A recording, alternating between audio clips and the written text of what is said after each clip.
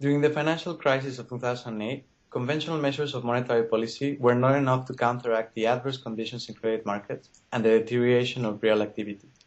Most of the central banks implemented measures that involve some sort of intervention in the credit markets.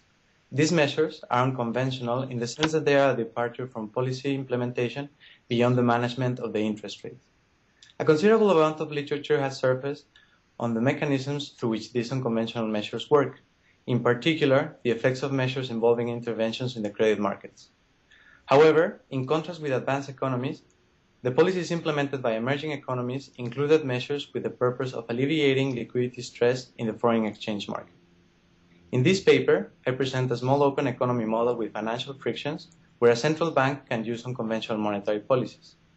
The model is a monetary DSG model with nominal rigidities in which financial intermediaries transfer funds between households and non-financial firms. Financial intermediaries can also borrow from foreign lenders at the international interest rate.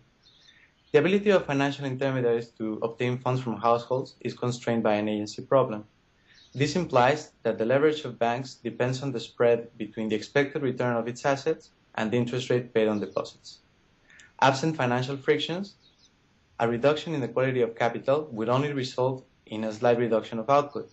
However, with financial frictions, the disturbance lowers significantly the price of assets, which in turn tightens credit and amplifies the impacts on real variables.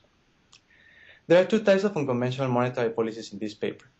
The first one is the intervention of the central bank in the credit markets by facilitating lending to non-financial firms. To conduct credit policy, the central bank issues government debt to households and then lends the funds to non-financial firms at the market lending rate. In contrast to financial intermediary, the central bank's intermediation is not balance sheet constrained. However, the central bank credit involves an efficiency cost per unit supply. The channel through which this policy has an effect on the economy is by reducing the domestic interest rate spread, which reduces the leverage of the financial intermediaries.